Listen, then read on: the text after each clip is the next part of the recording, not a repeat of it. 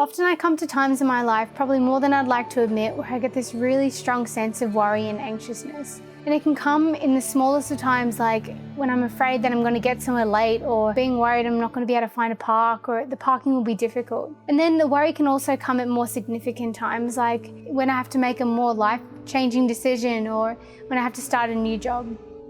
I spend hours in anticipation and worry before I even know the outcome of a situation.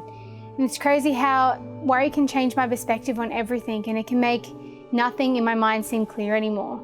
And this worry it actually also affects my physical self as well. I feel pain in the palms of my hands, and I get headaches, and I feel tired. And then it also affects the way I, talk to other people. I can't even hold a conversation without thinking about what I'm worried about. This worry makes me impatient, and it makes me irritable with the people around me, and I can't even pretend like everything's okay. The day I read a positive reading on my pregnancy test, I was just so excited. And honestly, I thought that nothing would go wrong, that in 9 months I would be sitting there holding a healthy little baby. But when I went to the doctors to confirm my pregnancy, they actually found some abnormalities in my blood test, and they found that I had this virus that I didn't even know I had, and that this virus was actually potentially fatal for the baby's survival and development. In that moment, I realized that this baby may not even make it, and suddenly all this worry started to hit me. A few months down the track, after multiple appointments and blood tests, the doctor actually confirmed with me that my body had fought this virus off, and they actually weren't concerned anymore, that the baby was developing how it should be, it was growing how it should be. And yeah, it was such an amazing miracle, really. And I thought that all my worry would disappear in that moment, but then the crazy thing is I started to worry about now the responsibility of having a baby, the responsibility of this baby coming into the world and being under my care. Now I'm worried about my child not growing up and being a kind and compassionate person and not being considerate of others. I'm worried about the other mums around me and what they'll think about my parenting choices and the way that me and my husband choose to raise our children. And it blows my mind that I could go from one worry to straight to the next. It's like my mind doesn't ever stop.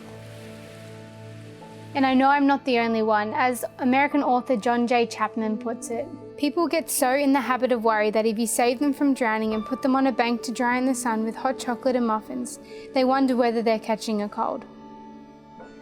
Those nights when I go to bed, I lay there and I wonder why I brought so much unnecessary worry on myself. Worry has a snowball type effect. When you begin to worry, you just start worrying about other things, and then it begins to affect all aspects of life.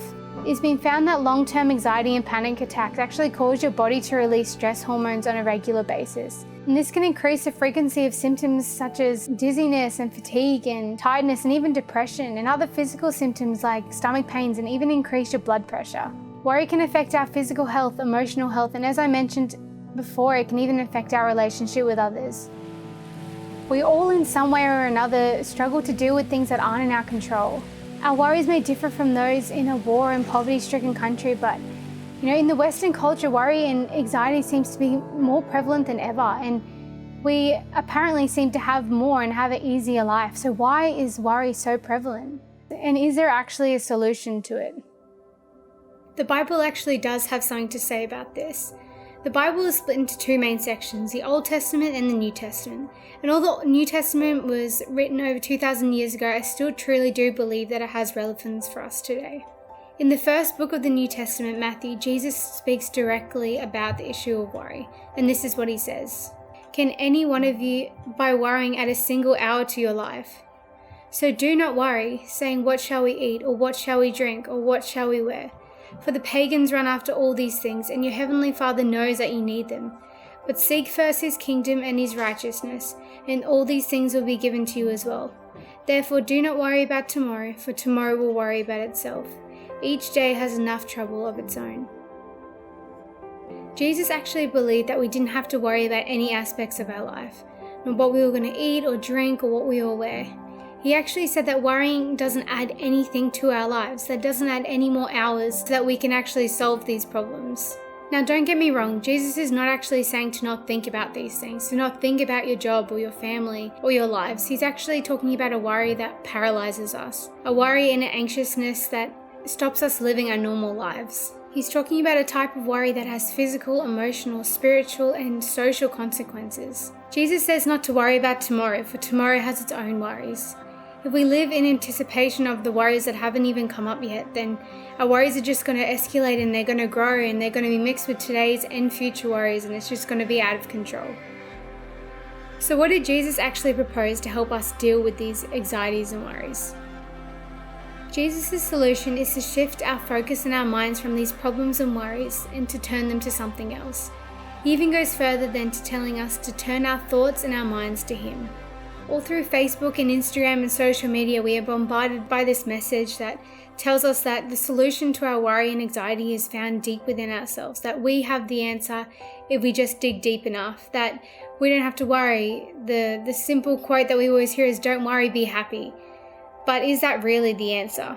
The teachings of Jesus are so profound and the message is so different to what we hear these days. And even though it was written 2,000 years ago, sometimes we can so easily dismiss what He had to say. Jesus taught us something so different. He taught us that looking inwards won't solve anything, that we need to look outwards to Him. He doesn't ever promise that our lives will be perfect, but He does promise that He'll be with us through these times. We may not understand why things happen these days or why things turn out the way they do, but Jesus asks us to trust in Him that one day things will be made clear and that we'll know the big picture. Now I know it seems a bit contradictory if I say that I follow God, but yet I still struggle with these worries. But I don't think it is. I think it's something that I have to deal with every day, and it's something that I constantly forget that God actually wants to help me through these things, that He actually wants to take these worries from me. It's so easy to mask my messy thoughts and my cluttered mind with watching pointless YouTube videos like watching someone eat 10,000 calories in a single day, or watching the Voice blind auditions from back in 2012. Because I'm only human and I'm prideful, it's so easy to just mask our problems and our wounds with simple band-aids instead of actually going to a doctor who knows how to heal them. And I'm not saying these worries and anxieties are going to disappear overnight, that God is going to give us a one-hit fix and that it's going to be an instant solution for us. This is something that can take time. Like any relationship, it takes time to build this with God and to trust in Him. So what I'm proposing is a simple practice to intentionally change this mindset, to stop being human-like and masking all these worries that are deep down inside. As I do, and I know probably many others out there do, when you first wake up in the morning, we pick up our phones and we straight away scroll through social media, through Instagram, through Facebook, through whatever it is, and we automatically compare ourselves to others around us, and we straight away start our day with this worry, with this unnecessary worry. Or maybe we grab our phones and we read an article about, a world disaster, and we're worried about our future or our families. But what if we woke up differently? What if we just stopped and breathed and just thank God for the day that we had in front of us? If you've never prayed before, that's totally fine. Just take a moment to be grateful. And if you have worries cluttering your mind, why don't you just get a journal or think about those things and just write them down and try leave them to God. Try leave them to someone who is in control. By doing this, we can just rest. We can then rest in the peace and the hope that is far greater than this world. The peace and the hope that comes from God, who genuinely cares for you.